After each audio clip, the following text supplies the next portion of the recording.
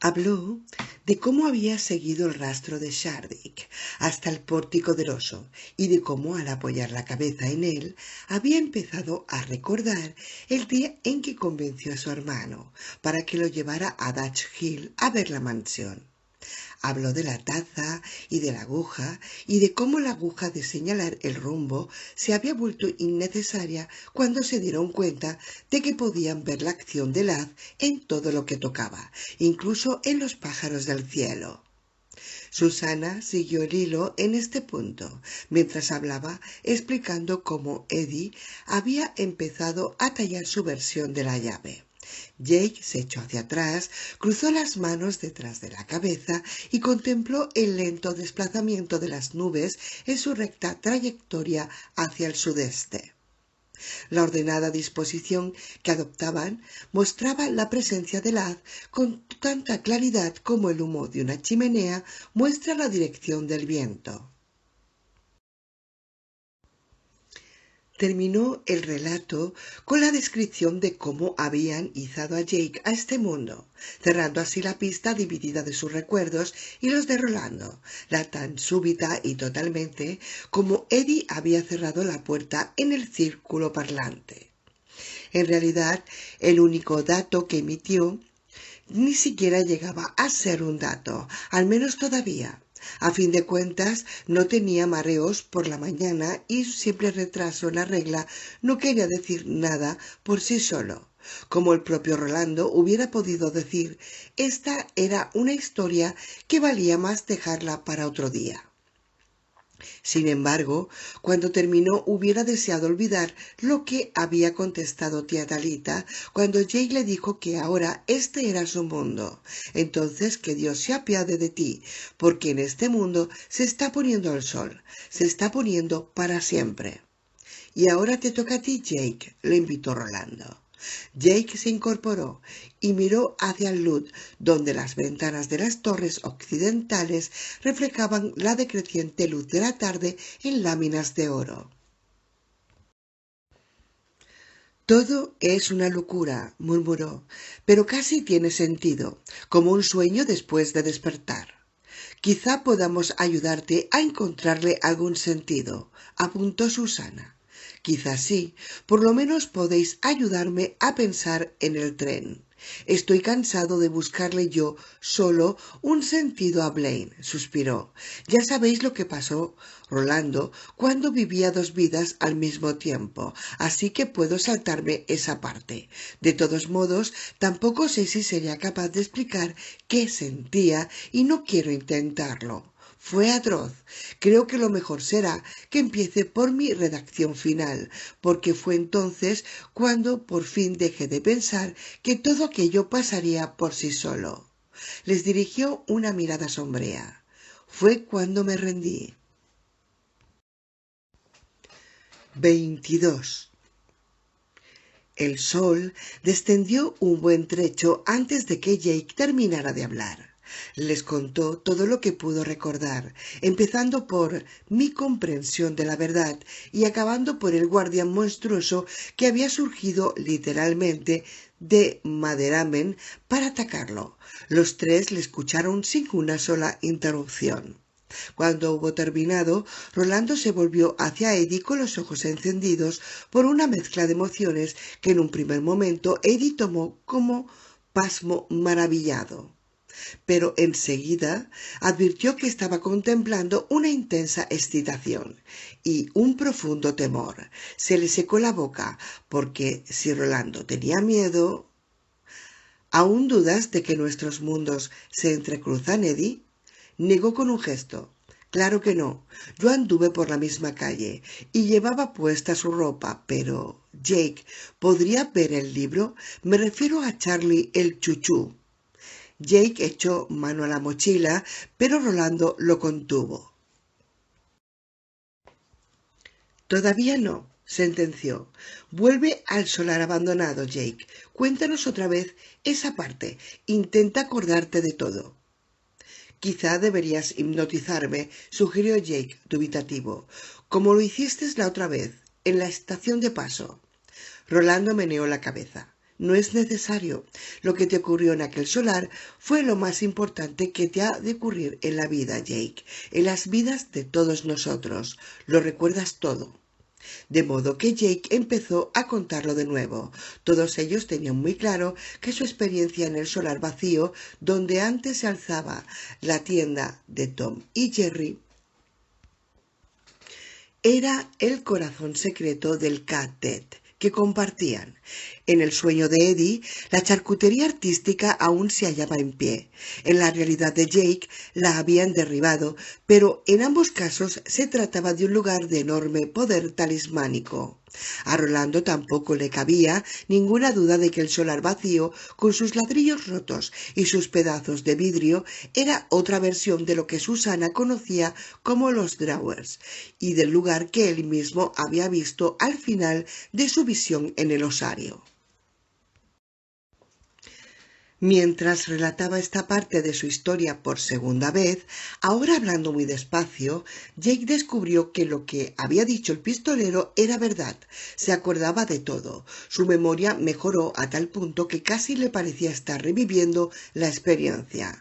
Les habló del cartel que anunciaba la construcción de un edificio llamado Apartamentos Turtle Bay, en el lugar donde antes se hallaba la charcutería de Tom y Jerry. Recordó incluso el pequeño poema pintado con spray en la valla, y también se lo recitó. Mira la tortuga de enorme amplitud. Sobre su caparazón sostiene la tierra. Si quieres correr y jugar, ven hoy mismo por el haz. Su pensar es lento, pero siempre amable, musitó Susana. Nos contiene a todos en su mente. ¿No es así, Rolando? ¿De qué hablas?, preguntó Jake. ¿Qué era así? Una poesía que aprendí de pequeño, dijo Rolando. Es otra conexión y realmente nos dice algo, aunque no estoy seguro de que sea algo que necesitemos saber. Con todo, nunca se sabe cuándo puede resultar útil tener un poco de comprensión. 12 pórticos conectados por 6 haces, resumió Eddie.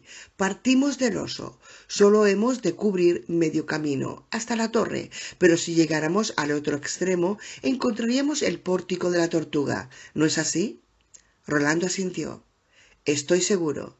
El pórtico de la tortuga, repitió Jake pensativo, haciendo rodar las palabras por la boca como si quisiera saborearlas. Tras una pausa, volvió a hablarles de la arrobadora voz del coro, el descubrimiento de que había caras y cuentos e historias por todas partes, y su creencia cada vez más firme de que había dado con algo muy semejante al núcleo de toda su existencia. Para terminar, les contó otra vez cómo había encontrado la llave y visto la rosa. Absorto en la totalidad de su recuerdo, Jake empezó a llorar, aunque él, al parecer no era consciente de ello. Cuando se abrió, concluyó, vi que el centro era del amarillo más vivo que hayáis podido ver en vuestra vida. Al principio creí que era polen y que sólo parecía brillar porque en aquel solar todo parecía brillar. Hasta mirar los viejos envoltorios de caramelos y las botellas de cerveza vacías era como mirar los cuadros más grandes que hayan pintado jamás. Solo entonces me di cuenta de que era un sol. Ya sé que parece absurdo, pero lo era. Solo que aún era más... Era todos los soles, musitó Rolando. Era todo real. Sí, y estaba bien, pero también estaba mal. No sé explicar en qué estaba mal, pero lo estaba. Era como dos latidos, uno dentro de otro, y el de dentro tenía una enfermedad o una infección, y entonces me desmayé. 23. Tú viste lo mismo al final de tu sueño, ¿no es verdad, Rolando?, preguntó Susana. Su voz era suave, cargada de admiración. El tallo de hierba que viste al final. Creíste que la hierba era morada porque tenía salpicaduras de pintura. No lo entiendes, protestó Jake. Era morada de verdad. Cuando la veía como realmente era morada. Nunca había visto una hierba como esa. La pintura solo era camuflaje, tal como el guardián se camufló para parecer una vieja casa abandonada. El sol había llegado al horizonte. Rolando le preguntó a Jake si ahora querría mostrarles Charlie el Chuchú y luego leerlo. Jake les entregó el libro. Tanto Eddie como Susana contemplaron un buen rato la portada. Yo tuve este libro cuando era pequeño, dijo Eddie al fin. Hablaba en tono neutro de la incertidumbre absoluta. Luego nos mudamos a Queens, a Brooklyn, y lo perdí. Yo aún no tenía ni 4 años, pero recuerdo la portada y pensaba lo mismo que tú, Jake. No me gustaba, no me fiaba. Susana alzó la vista hacia Eddie. Yo también lo tenía. No sé cómo he podido olvidarme de la niña que se hallaba como yo, aunque claro que entonces era mi segundo nombre. Y ese tren me producía la misma impresión. No me gustaba y no me fiaba de él. Golpeó la portada con un dedo antes de pasarle el libro a Rolando. Esa sonrisa me parecía completamente falsa. Rolando apenas le dedicó una ojeada superficial y miró de nuevo a Susana. ¿Tú también lo perdiste? Sí, y estoy seguro de que yo sé cuándo, dijo Eddie. Susana sintió. Seguro que lo sabes. Fue cuando aquel hombre me tiró un ladrillo en la cabeza, cuando fuimos al norte para asistir a la boda de mi tía Blue. Aún lo tenía. En el tren lo tenía. Me acuerdo porque no paraba de preguntarle a mi padre si nuestra locomotora era Charlie el Chuchú. Yo no quería que lo fuera, porque teníamos que ir a Elizabeth, New Jersey, y yo creía que Charlie podía llevarnos a cualquier otro sitio. ¿No acabo llevando gente en un pueblo en miniatura o algo así, Jake? Un parque de atracciones. Sí, naturalmente. Hacia el final del libro hay una ilustración en que aparece circulando por el parque, cargado de niños. Todos están riendo o sonriendo, pero siempre me pareció que estaban pidiendo a gritos que los dejaran bajar. Sí, exclamó Jake. Sí, eso es. Exactamente eso. Creía que Charlie podía llevarnos a su casa, a donde él viviera, en un lugar de la boda de mi tía, y que ya no nos dejaría volver a casa nunca más. No puedes volver a casa nunca más, masculló Eddie, y se mesó nerviosamente el cabello. En todo el tiempo que nos pasamos en aquel tren, no solté el libro ni un instante. Recuerdo incluso que pensé, si intenta secuestrarnos, le iré arrancando hojas hasta que se rinda. Pero naturalmente llegamos justo a donde estaba previsto y además a la hora prevista. Papá me llevó delante para que pudiera ver la máquina. Era una locomotora diésel, no de vapor, y recuerdo que eso me alegró. Luego, después de la boda, ese Mort me echó un ladrillo encima y me pasé mucho tiempo en coma, y ya no volví a ver Charlie el Chuchú hasta este momento. Tras una vacilación, añadió, este podría ser perfectamente mi propio ejemplar, o el de Eddie. Sí, y seguramente lo es, dijo Eddie. Tenía el rostro pálido y solemne, y de pronto sonrió como un crío. Mira la tortuga con su enorme faz. Todas las cosas sirven al mismo haz. Rolando echó una mirada hacia el oeste. El sol se está poniendo. Jake, lee el relato antes de que se vaya la luz. Jake pasó a la primera página. Les mostró la imagen del maquinista Bob en la cabina de Charlie y comenzó. Bob Brooks era un maquinista de la compañía ferroviaria del mundo medio que cubría la línea de San Luis a Topeka. 24. Y de vez en cuando los niños oía cantar a Charlie su vieja canción con su vocecita ronca de siempre, concluyó Jake. Les enseñó la última ilustración, la de los niños felices que en realidad quizás estaban chillando, y cerró el libro. El sol se había puesto, el firmamento era violáceo. Bueno, no coincide con esa actitud, dijo Eddie. Más bien es como un sueño en el que a veces el agua corre cuesta arriba, pero coincide lo suficiente para que me entren escalofríos. Estamos en el mundo medio, en el territorio de Charlie, solo que aquí no se llama Charlie ni nada de eso. Aquí se llama Plain el mono. Rolando contemplaba a Jake. ¿Tú qué dices?, preguntó. ¿Hemos de rodear la ciudad? ¿Hemos de apartarnos de ese tren? Jake se quedó pensativo, con la cabeza gacha y las manos acariciando distraídamente el tupido y sedoso pelo de hacho. Me gustaría, respondió al fin, pero si no he entendido mal este asunto del K, creo que no es lo que nos corresponde hacer. Rolando asintió. Si es K. La cuestión es de si nos corresponde o no nos corresponde hacer una cosa, ni siquiera entra en consideración. Si intentáramos dar un rodeo, descubriríamos que las circunstancias nos obligan a retroceder. En tales casos es mejor rendirse enseguida a lo inevitable en lugar de postergarlo. ¿Tú qué dices, Eddie? Eddie se quedó un buen rato pensativo, como había hecho Jake. No quería tener tratos con un tren que hablaba y funcionaba solo, y tanto si lo llamaba Charlie el chuchú como Blaine el mono. Todo lo que Jake les había contado y leído daba a entender que podía tratarse de una máquina muy desagradable. Pero debían recorrer una distancia tremenda y en lugar al final del camino estaba lo que habían salido a buscar. Y con esa idea, Eddie quedó asombrado al comprobar que sabía exactamente lo que pensaba y lo que quería. Alzó la cara y casi por primera vez desde su llegada a aquel mundo miró fijamente los ojos azul descolorido de Rolando con los suyos avellana. Quiero llegar a ese campo de rosas y quiero ver la torre que sellaré allí. No sé qué vendrá luego. Se ruega que no manden flores, seguramente, y para todos nosotros. Pero no me importa. Quiero llegar allí. Supongo que no me importa que Blaine sea el diablo y que las vías crucen el infierno antes de llegar a la torre. Yo propongo que vayamos.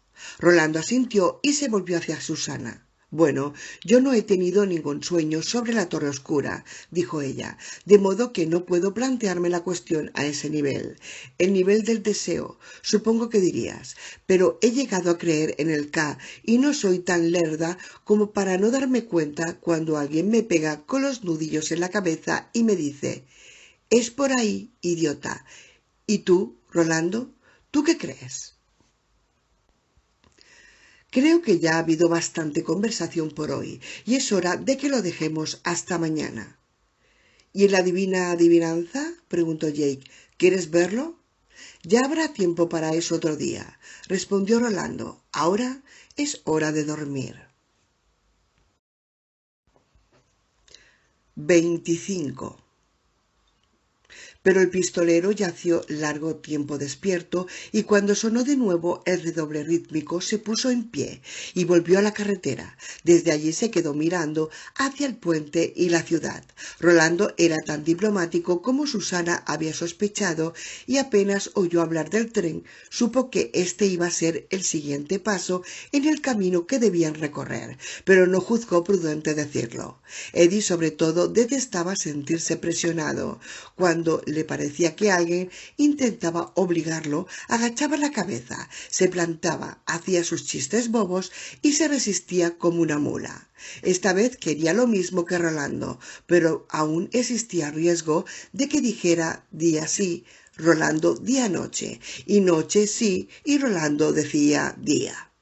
Era más sensato avanzar con suavidad y más seguro preguntar en vez de disponer. Se volvió para regresar y la mano le voló a la pistola al ver una silueta oscura parada al borde de la carretera, mirando hacia él. No desenvainó, pero estuvo a punto de hacerlo. No sabía si podrías dormir después de esa pequeña actuación, comentó Eddie. Por lo visto la respuesta es que no. No te he oído llegar, Eddie. Estás aprendiendo, aunque esta vez casi te llevas un balazo en el vientre. No me has oído porque tienes mucho en qué pensar. Eddie se le acercó e incluso a la luz de las estrellas Rolando pudo ver que no le había engañado en absoluto. El respeto que sentía hacia Eddie no dejaba de aumentar. Eddie le recordaba a Cuthbert, pero en muchos aspectos ya había superado a Cuthbert.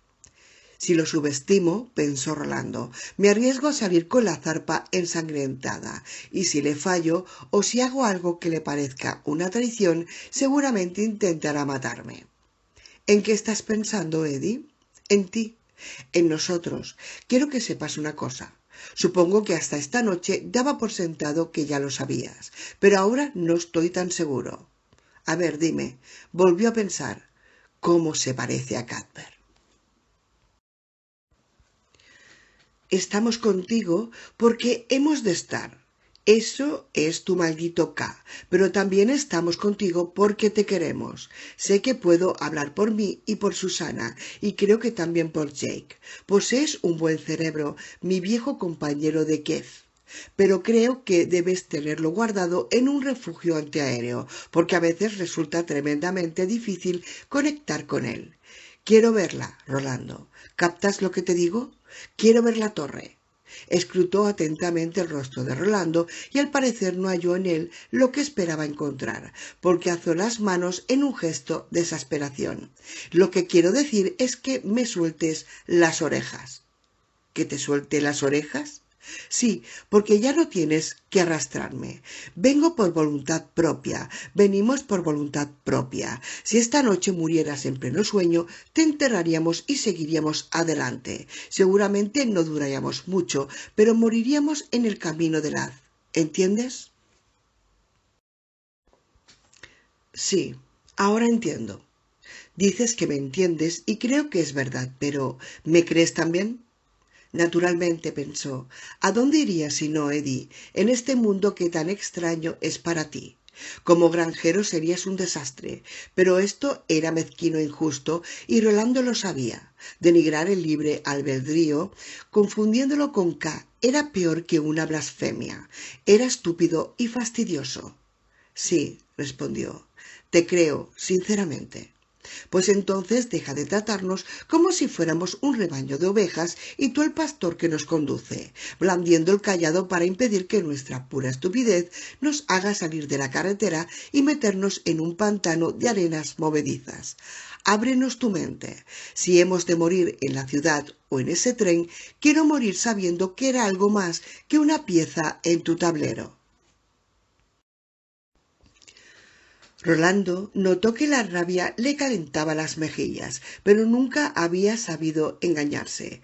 No se enojaba porque Eddie estuviese en un error, sino porque Eddie le había interpretado correctamente. Rolando lo había visto abrirse gradualmente, dejar su prisión cada vez más atrás, y lo mismo podía decir de Susana, porque también ella estaba prisionera, pero su corazón nunca había aceptado por completo la evidencia de sus sentidos. Al parecer, su corazón quería seguir considerándolos unos seres distintos e inferiores. Rolando aspiró una profunda bocanada de aire. Pistolero, imploro tu perdón. Eddie asintió. Nos estamos metiendo de cabeza en un maldito huracán de problemas. Lo noto, y estoy medio muerto de miedo. Pero los problemas no son tuyos, son nuestros, ¿de acuerdo? Sí.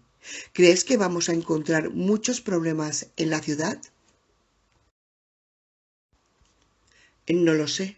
Solo sé que hemos de intentar proteger a Jake, porque la anciana tía dijo que los dos bandos se lo disputarían. En parte dependerá del tiempo que tardemos en encontrar ese tren, pero sobre todo de lo que ocurra cuando lo encontremos. Si hubiera dos personas más en el grupo, pondría a Jake en el centro de un cuadrado con pistolas en cada lado. Pero por supuesto que no las hay.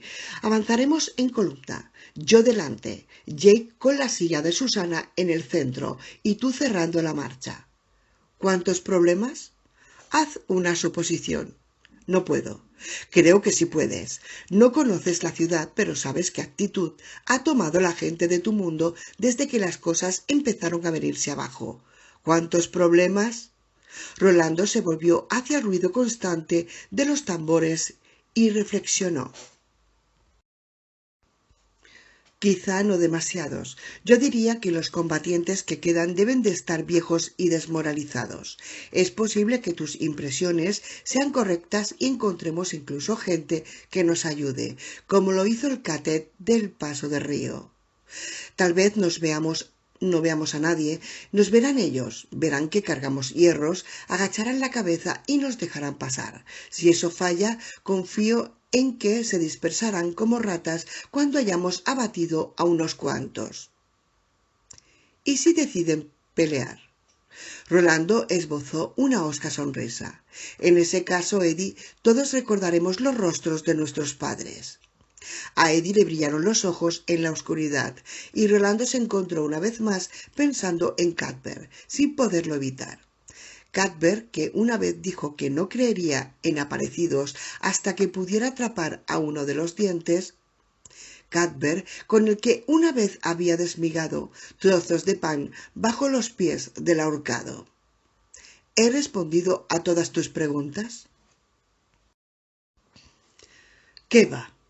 Pero creo que esta vez has jugado limpio conmigo. Entonces, buenas noches, Eddie. Buenas noches. Eddie dio media vuelta y se alejó. Rolando lo siguió con la mirada. Ahora que estaba atento podía oírlo, pero solo apenas. Echó a andar hacia el campamento, pero enseguida se detuvo y se volvió hacia las tinieblas donde se hallaba la ciudad de Lud. Es lo que la anciana llamaba un pubi. Dijo que los dos bandos lo querrían. ¿No me dejarás caer esta vez? No, ni esta vez ni nunca. Pero él sabía algo que los otros tres ignoraban. Quizá, tras la charla que había tenido con Eddie, tendría que decírselo, pero aún así decidió que seguiría reservándose ese conocimiento un poco más. En el antiguo idioma que otrora había sido la lengua franca de su mundo, la mayoría de las palabras como kef y ka tenían muchos significados. Sin embargo, la palabra char, como en Charlie el chuchú, solo tenía uno. Char significaba muerte. Quinto. Puente y ciudad. 1. 3 días después encontraron el avión estrellado. Jake fue el primero en señalarlo hacia media mañana, un destello de luz a unos 15 kilómetros de distancia, como si hubiera un espejo entre la hierba. Cuando estuvieron más cerca, vieron algo grande y oscuro al lado de la gran carretera. Parece un gran pájaro muerto, observó Rolando. Eso no es ningún pájaro, dijo Eddie. Es un avión. Estoy casi seguro de que ese reflejo es el sol que da en la cabina. Una hora más tarde se detuvieron en silencio al borde de la carretera para contemplar los restos antiguos.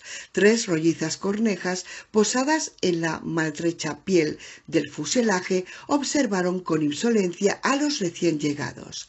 Jake recogió un guijarro de la cuneta e hizo ademán de tirárselo. Las cornejas se echaron a volar pesadamente, graznando de indignación.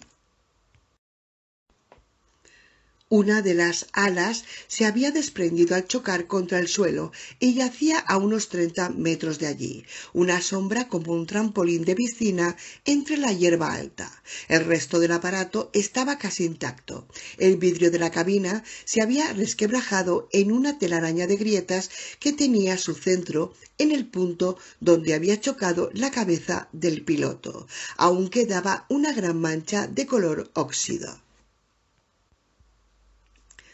Acho trotó hacia las 3 oxidadas palas de hélice que se alzaban entre la hierba, las olisqueó y volvió apresuradamente con Jake.